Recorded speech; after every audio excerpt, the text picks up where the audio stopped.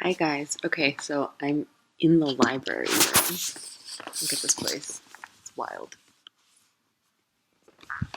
Let's talk real quick about how you're going to draft this scenic project. So step one is going to be open up your template file and save it with your name. Then let's turn off your light plot, your lighting positions, right? So that it's just the stage. And then we're going to gray your thrust seating and make your scenery layer active. All right, so that should clean everything up for you so that you're not looking at stuff that'll be confusing. The next step is to use your resource manager, which is hiding. Oh, dark mode. If you look in your research manager, there are a few objects in the MEX template, and then there are all of these libraries. So these are my special service select libraries that I pay $700 a year for. These are the regular standard libraries. You can find things in these like furniture, bathroom accessories, wine glasses, hotel business, okay? Also some basic shelving, which might be useful, right? When I designed this show, I think I used this one, but you can pick whatever you want. You can also find other basic furniture, so like this office chair. And if we want to put it into the show, we just double click on it, it downloads it from the cloud, and as you move away from your resource manager, it will minimize, and then you can click it into wherever you want it to go on the set. Makes sense? So now I have Shift C, little chair, sitting in a little room.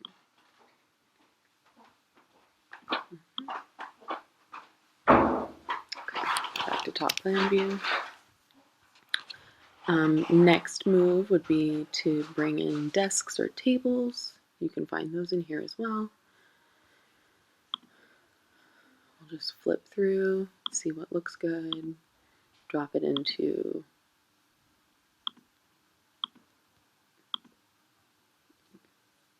office. Office is a good look, right? We can grab like this table, maybe this one. This one's a little smaller. Let's grab this table,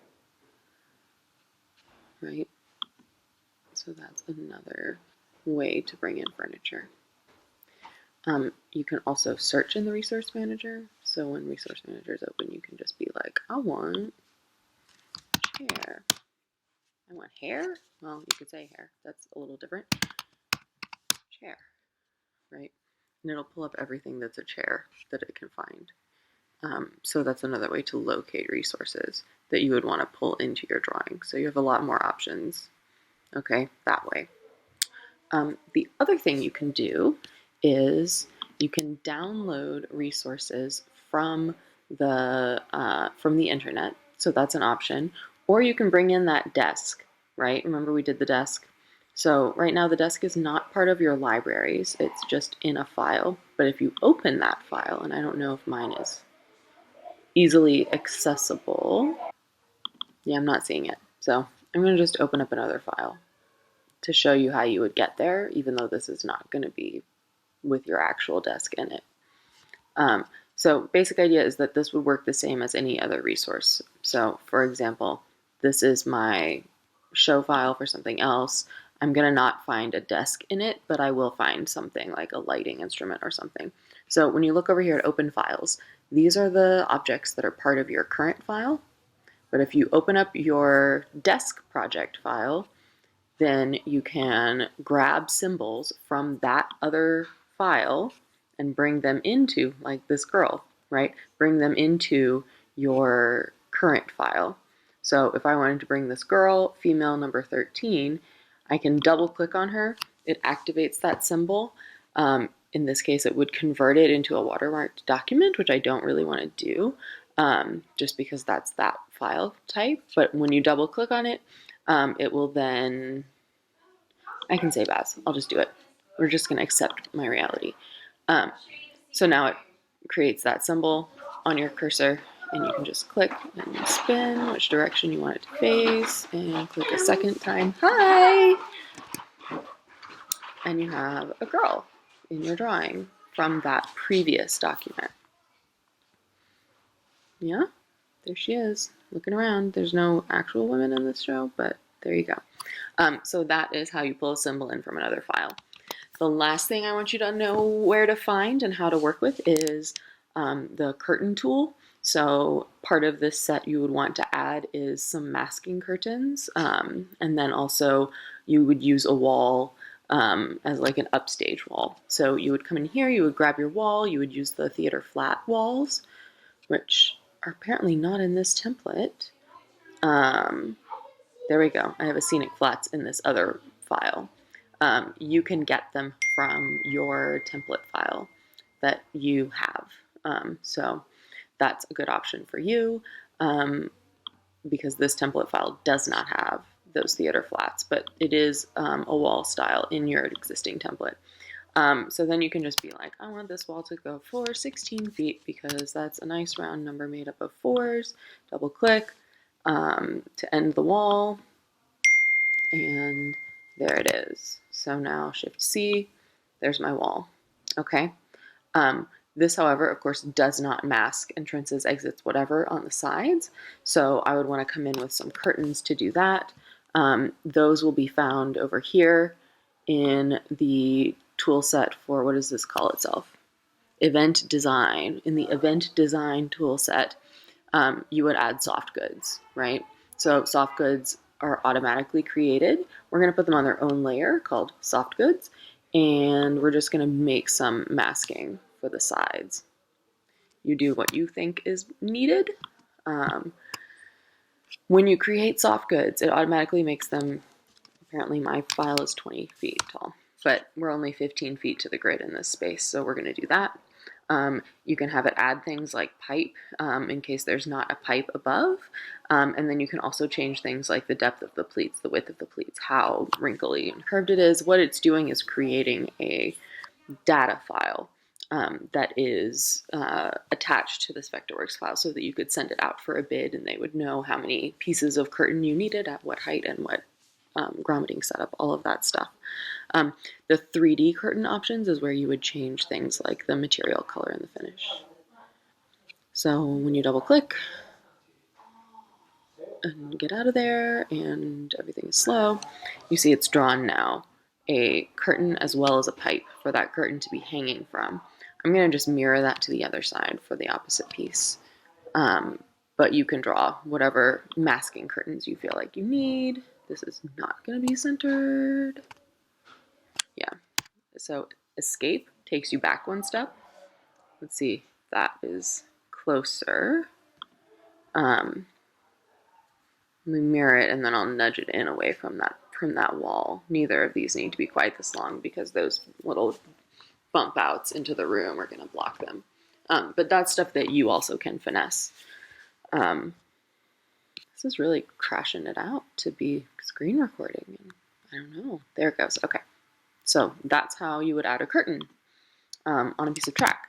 So now, very quickly, I have a piece of curtain on each side. I have a wall in the center, and I have some like random other business going on, right? I can then also very quickly drop back in the lighting positions, and you'll see where they fall at grid height, right? And that's exactly where those curtains top out. So that is the basic process for using Resource Browser, using the curtain tool, and adding in some scenic walls. The other thing you can do, and I'm going to go back into Control 5, is search for additional prop pieces in the Google SketchUp warehouse. So if we go over to Google Chrome and we go to the Google SketchUp, it's like not even listening to me at all. Warehouse. Searchy, searchy, searchy. The 3D warehouse. There it is. You can search for anything. So one of the things you might need is, oh, hello, no thank you, leave me alone. A beanbag chair. Oh, look, mini, there's a weird banana beanbag chair. There's a weird multicolor set of beanbag chairs. There's a yellow beanbag, right? So these are all options. I might just take this large beanbag. So when I click on it, it goes into the file, and then tells me kind of the general file size. So this is like bigger than my whole Vectorworks document, but whatever, it's cool. I then can download it, and you need to download it in an option. Oh, you gotta sign in to the 3D warehouse in order to be allowed to download things. Sign in with Google, please. I've done this before. Yeah, let's use my grown-up account, not my high schooler's account. There she goes. Okay. Once I've signed in, what now? What now? I accept these terms. Now I can download it. And it's going to be like, what kind do you want to download? I have found that 2017, which is a little bit older, loads into Vectorworks better. So that's the version. No, I don't want you to search it up. I want you to just download that one. Jeez Louise. So there it is. It's downloaded as that skp file.skp. It'll have some random name. All right, so I had to pause to say hello to some Danish people. Here is how we import that Google SketchUp file. Okay, so I'm going to come over here. I'm going to say, well, I'm also not texting my mom anymore. Import SketchUp. So remember we downloaded 2017. There it is, skp file.skp in my downloads folder, or wherever you've placed your copy of it. It's going to do all this business. We're going to say, okay, do those things. All right. So now it's created a new layer with that file, much like it did when you did your AutoCAD import. If you zoom out, I still don't see where that is. So now I need to use this guy here, which is the fit to objects. And that will fly me over to where this beanbag chair actually is placed in the world, which is like 130 feet off to one side and also up in the air. I don't know why. So now I can take this beanbag chair and create a symbol out of it so that I can use it as a plugin. The first thing I've noticed is like that it's about 6 feet by 6 feet, which is quite large. So before I create a symbol out of it, I'm actually going to scale it. So I'm going to use this scale objects, and we're going to use the symmetric by distance option. So I can now take from the left side to the right side and make it symmetric by distance, and then put in a new distance of 3'6", which is a more reasonable scale for a beanbag. So that is that, and I want it to be at a Z height of 0, right? So now when I shift C into a 3D mode, hopefully it's sitting on the floor. Yeah? Great. So now we're going to back into my top plan view. So Command T and modify create symbol. And plan projection center is not my favorite, so we'll just adjust it later. So let's call this the beanbag chair. And okay. Okay again. All right, so this is my beanbag chair now. When I flip into my front view, okay, there it is. And I can get rid of this copy of it.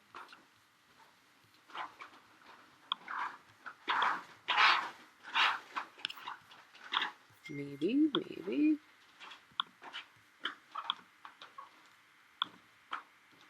And bring it into my regular file. So let's delete that copy there and the whole layer that it's on. Okay. Of course, my computer is wanting to talk about something else.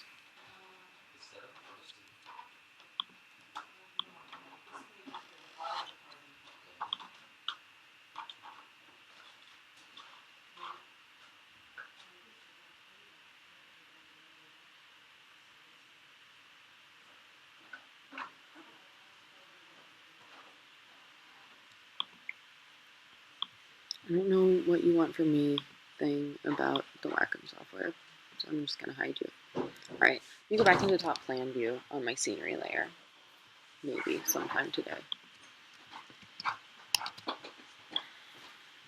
Okay, so now I can grab my beanbag chair out of my resource manager because it's a symbol.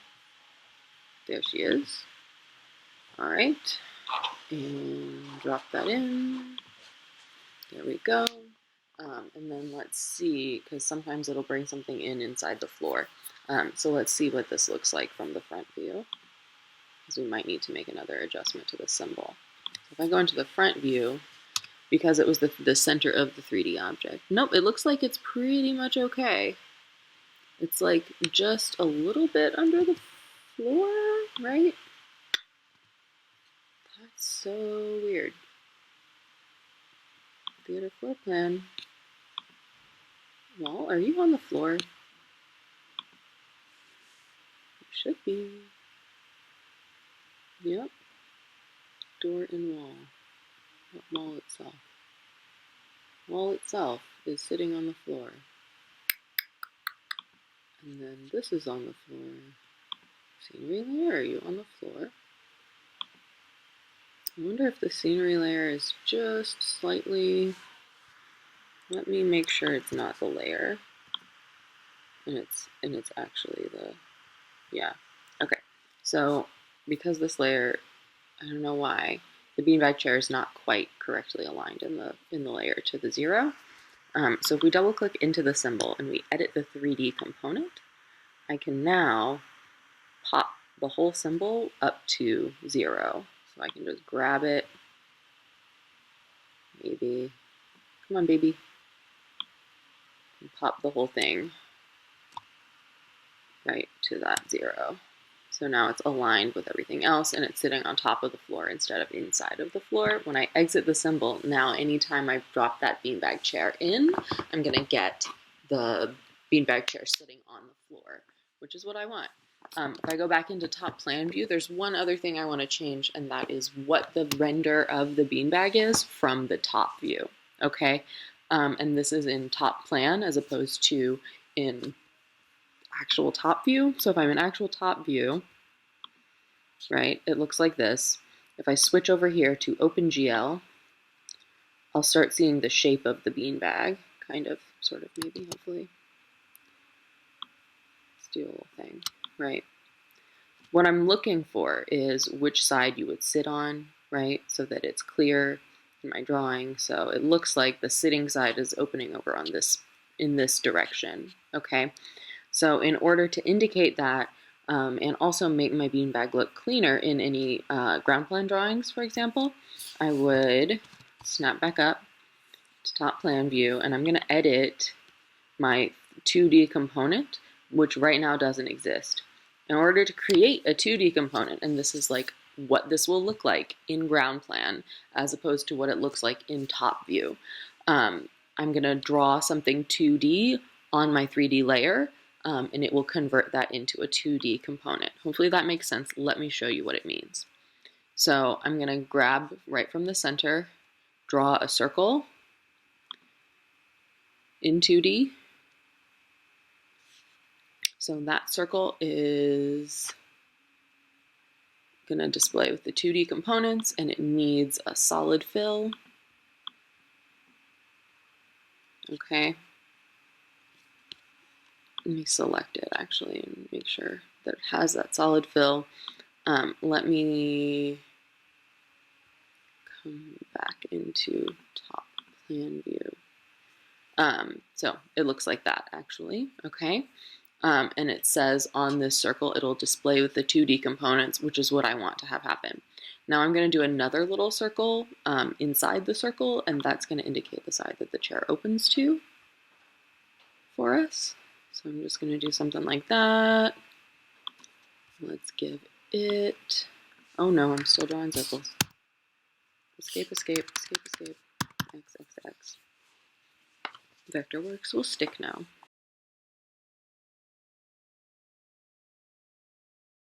So now I'm just kind of lining that up inside.